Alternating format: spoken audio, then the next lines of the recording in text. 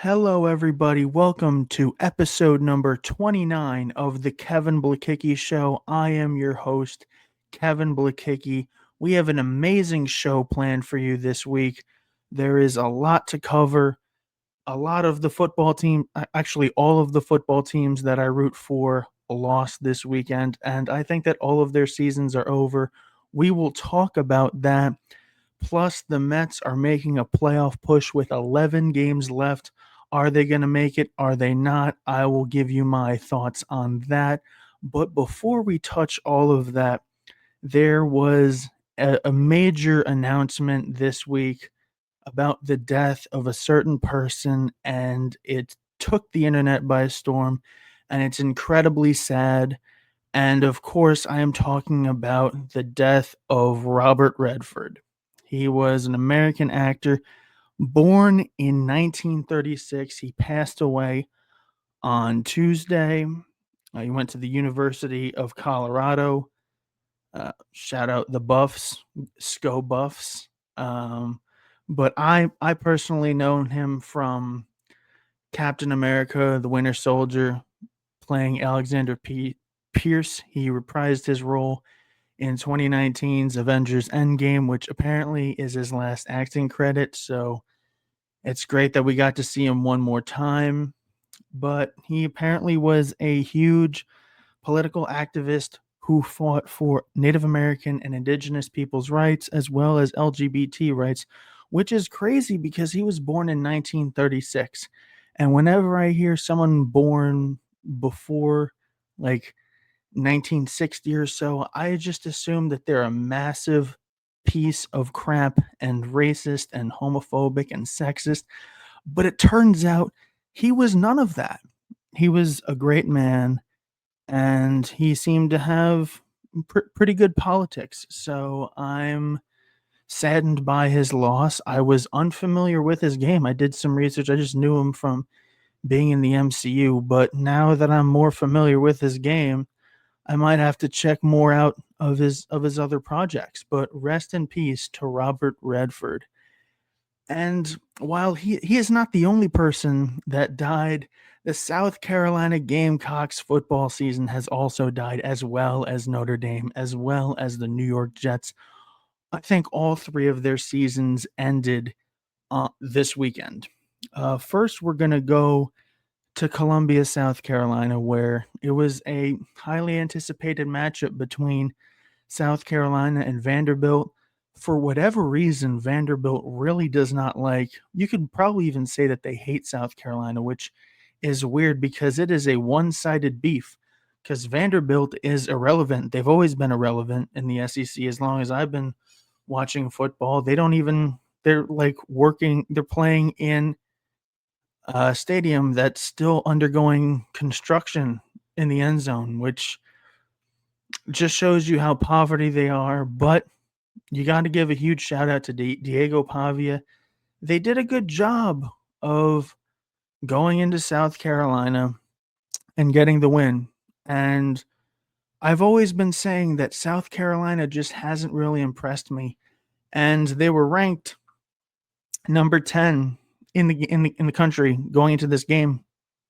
And Lenore Sellers was getting so much Heisman hype, and apparently he was like the best quarterback, not in the SEC, and one of the best players in the country.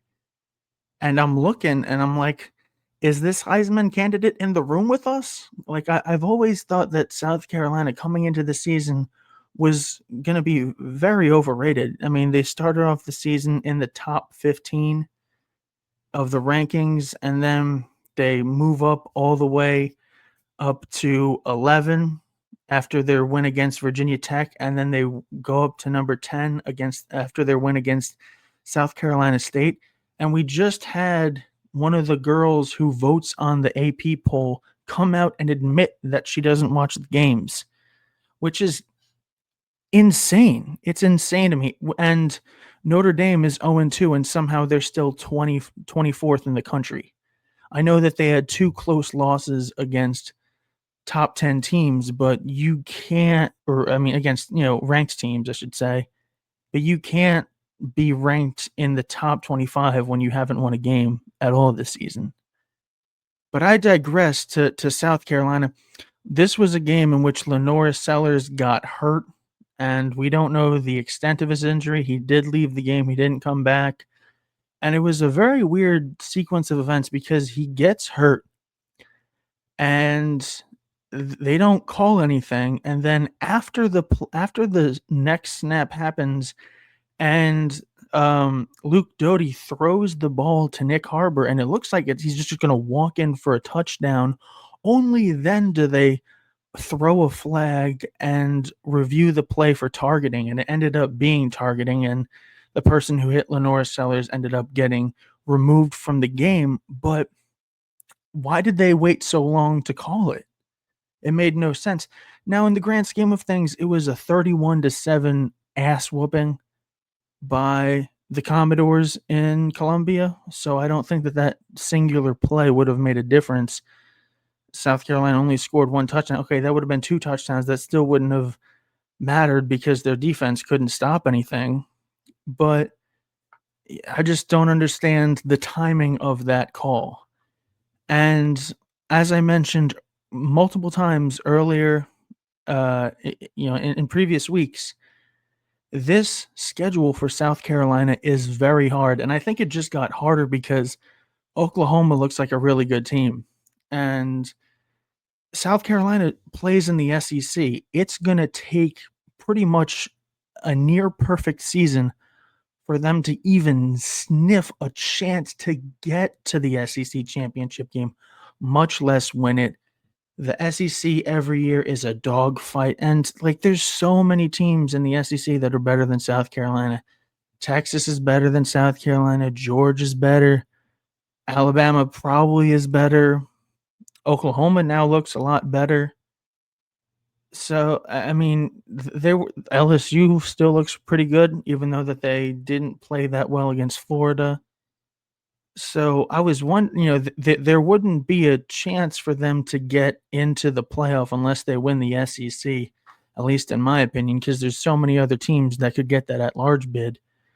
But after this loss, they are now out of the top 25 completely, so they're unranked. And their 3 games have been very underwhelming. They went and struggled against a Virginia Tech team who just fired their head coach after going 0-3. You only score 38 points against South Carolina State, and I know that there was a weather delay and it was a whole big thing, but South Carolina did not look great in that game. And then, of course, they lose to Vanderbilt. And with the way that their season is going, not only are they not gonna make the playoffs or the SEC championship game, this team is going to be lucky to fight for a bowl game. And it's especially going to be harder if Lenora Sellers is out for the rest of the year, which I don't know the extent of his injury, but it's not looking good for South Carolina. Another team that disappointed me this past weekend was Notre Dame. They lost their first game. It was a close game against Miami. It was on the road. I wouldn't say it's a raucous environment because no one cares about Miami football because they live in Miami and it's not a college town.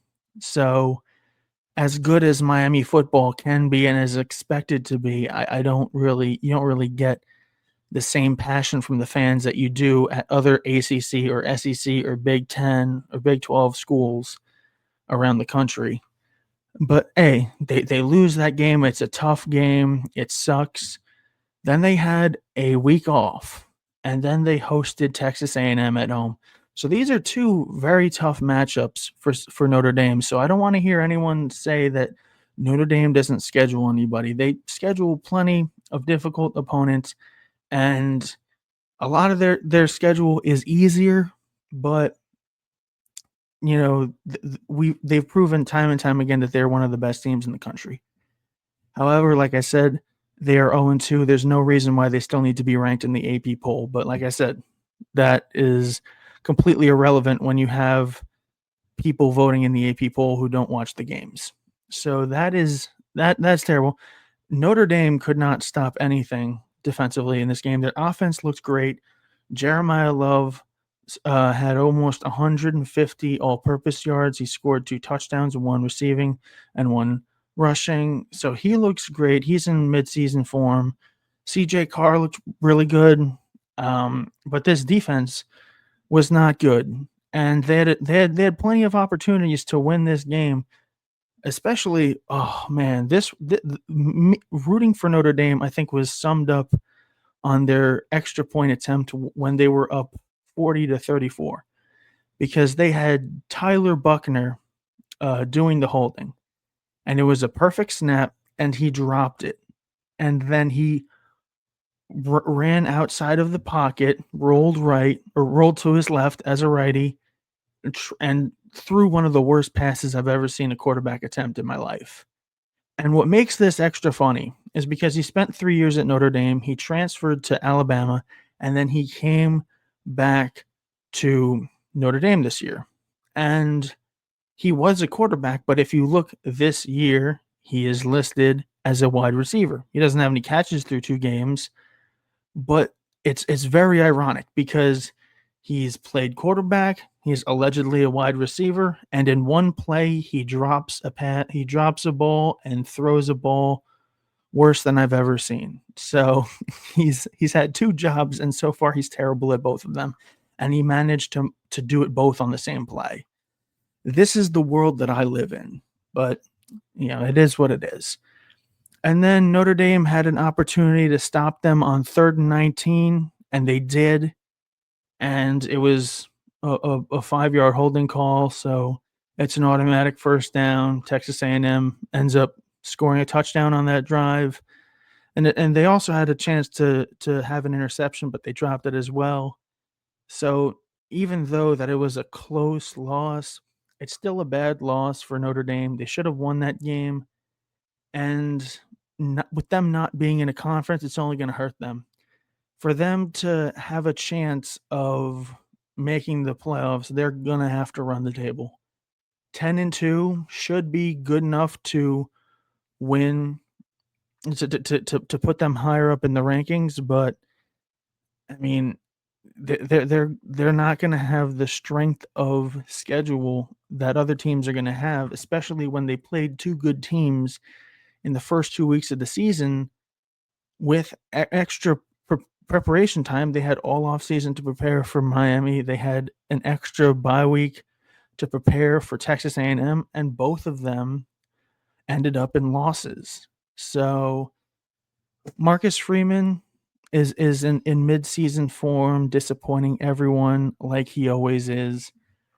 But like I said, these are 2 teams that I root for, South Carolina and Notre Dame, and both of them are probably not going to make the playoffs. And one team that I know won't make the playoffs is the Clemson Tigers. And they lost a close game on a fire drill field goal to Georgia Tech. And coming into the season, both South Carolina and Clemson were highly ranked. And Cade Klubnik and Lenora Sellers were 2 quarterbacks that were Heisman Trophy candidates. And just a few short weeks later, Clemson is 1-2. They easily could be 1-3. South Carolina is 2-1. They haven't looked good in any of their games. Now both teams are unranked, and we went from possibly the Palmetto Bowl being the biggest game in the history of this state to probably being relegated to 2B or something. I mean, the fall off of these 2 teams this season have been astronomical. Both teams have had very high expectations, and they could not have fallen any harder. That's just kind of the way it goes. Dabo Swinney refuses to adapt. He refuses to get players from the transfer portal. And the college football world is moving on without him. NIL is a huge part of the game, and he just doesn't want to do that. So, I mean, I don't think that Clemson's going to fire him, but he's, he needs to make changes. And he had multiple timeouts late in the game, and he didn't use them. He had very poor clock management in that game against Georgia Tech, but I am very glad to see his downfall. But that does it for the first part of this edition of the Kevin Blekicki Show. We will be back after these messages. We are back with more Kevin Blekicki Show, episode number 29. As I mentioned at the beginning of the show, 3 teams, in my opinion, have already ended their season. They've all broken my heart. The first 2 were Notre Dame and South Carolina. The third team are the frickin' New York Jets. I wasn't expecting really anything from this Jets season this year. I really wanted them to win the first game against the Steelers. I really wanted to shove it to Aaron Rodgers and prove him wrong that that we didn't need him and that he was the problem. And what does he do? He goes into our stadium, walks right in, scores 4 touchdowns, and the Steelers win. It was a close game. There was a lot of positives to take away from the Jets' performance. The offense looked pretty good. They scored over 30 points, and everything looked pretty good except for the defense. The defense was not good. Tony Allen was making mistakes. Michael Clemens was making mistakes. And, overall, it was a heartbreaking loss. It was a stinker of a game. But in the end, it looked like there was at least some building blocks to move forward. Now, fast forward to week 2, the Jets have to play the Buffalo Bills. And no one was expecting the Jets to beat the Bills because the Bills have been one of the best teams in the AFC for the last couple of seasons. The Jets haven't made the playoffs since 2010, the longest drought in professional sports, and they haven't won the AFC East since 2002. I was 7 years old then. So no one in their right mind was expecting the Jets to win this game. Maybe they were going to keep it close, but the Jets got dog walked in this game. They lost 30-10. They didn't show an ounce of fight. And this is what really bothers me about this team because we were sold a bill of goods when Aaron Glenn came in, that he was going to be this no nonsense, type of guy. He was going to keep the players focused and disciplined, and they weren't going to make stupid mistakes and commit stupid penalties and cost themselves the game. And he said outright in one of his press conferences that if you make plays that negatively impact this team, you will be gone. And that's what happened after week 1. Xavier Gibson, who famously had the game-winning return against the Buffalo Bills, that 9-11 game where Aaron Rodgers made his debut and then got hurt on the first drive. He won the game for us then, and he hasn't done anything since. And he was one of the reasons why we lost week 1 against the Steelers, because he fumbled the ball on a kick return. And he was subsequently cut after that. And, it's weird for me to come out here and call for other people's jobs, but Michael Clemens and Tony Allen continuously cost the team games and make stupid penalties. There was a 3rd and 19 where the Jets, stopped the Bills, and the drive continued because Michael Clemens made a dumb roughing the passer penalty. It was 15 yards, automatic first down. That's stuff that you can't do. And this is why I'm annoyed because, like I said, we were sold a bill of goods that Aaron Glenn was going to be this no-nonsense type of guy, because the reason why the Jets failed, even with Aaron Rodgers here, is because they were bad defensively and they lacked discipline. So we got a disciplined head coach, and for whatever reason, the team is still undisciplined. And this can't happen. You can't play like this and expect your team to win every week. This is the second week in a row that the Jets have given up 30 points. The Jets are way better defensively than a team that gives up 30 points in back-to-back weeks. Sauce Gardner is great. The Quinn and Quincy Williams brothers, they're great. There's a lot of pieces on this defense, individually who are really good. And there's there's a lot of really good pieces on this team. Justin Fields has looked pretty good, although he is now out for week 3 against the Bucks with a concussion. Hopefully he gets better and is able to come back next week. Brees Hall is a great young running back. Garrett Wilson, in my opinion, is the best wide receiver in football because he's been able to put up 1,000-yard receiving seasons with some of the worst quarterback play in the NFL. And they locked up a lot of these guys, and they have a lot of really good young talent on this team. And I think that they're way better than being 0-2. But granted, they went up against 2 really good teams. And now they have to go up against Tampa, who's also a really good team. It's not going to get easier, but this would have been a game that I thought that the Jets could win. But now you have Tyrod Taylor starting. And, he's fine. No disrespect to Mr. Taylor. But he's a journeyman quarterback who's bounced around from team to team, hasn't really had a permanent home. And he's good enough to get the job done, but he's nothing really super special. He is a veteran quarterback, but he's not. I would say he's as good, if not better, than Justin Fields, but he doesn't have the upside that Justin Fields has. So we'll see. I'm kind of emotionally checked out with this Jets team. I was really just looking forward to seeing how disciplined they would be.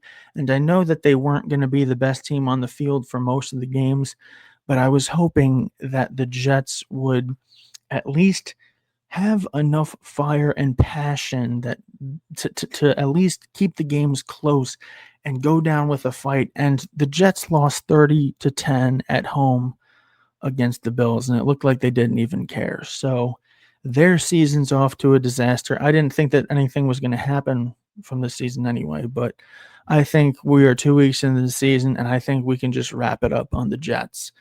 But there is one team that I'm still holding out hope for, and that is the New York Mets. They are, as of right now, 78-73. Not where we thought that they would be, but they are holding on to that final wild card spot. They're hanging on by the skin of their teeth, though. They only have a 1.5 game lead against the Diamondbacks. They're up 2.5 games against the Reds, who just got swept by the A's. And then they are 3 games up on the Giants. Now, they have the tiebreaker on the Giants. They don't have the tiebreaker against the Reds. And they don't have the tiebreaker against the Cardinals. Not the Cardinals, the Diamondbacks. But the thing about the Diamondbacks is that of all the teams here, the Mets, the Diamondbacks, the Reds, and the Giants, they by far have the hardest schedule. So I'm not worried about the Diamondbacks. In all honesty, I'm not worried about any of these teams. If the Mets go out there and take care of business, they should be fine. They should make the playoffs. Right now, there is 11 games left in the season. They took game 1 of the series against the Padres at home, a team who is ahead of them in the wild card standings. They still have 2 games left. In game 2 of the series, they're going to be throwing out David Peterson, who has a 3.77 ERA on the season, but has been terrible the last couple of months. And then the final game of the series, they're going to have Jonah Tong, who now has an 8.49 ERA. He got really roughed up his last start. Now, it is not fair for the Mets to have to go out and sweep a team that's ahead of them in the wild card standings. But I really do want to see them win, or at least win the series. But I want to see them win these 2 games. I want to see David Peterson go back to the all-star pitcher that he was earlier in the season. I know that he's capable of, throwing 6 or 7 innings, giving up 2 or 3 runs, and keeping the Mets in the game. He's only going to make like one more start after this, probably. So he's going to have to go into the postseason with some sort of confidence, and it has to start in game 2 against the Padres. It is not fair that we are throwing out 3 rookies in our rotation. We need our veterans to get the job done in the rotation, and we need them to pitch to their ability. Now, the Mets did have a glaring issue with their rotation because Clay Holmes and Sean Manaea were not going deep into games. They were going maybe 4 or 5 innings, and then once they hit that threshold, they would kind of fall off, and the wheels would fall off as well.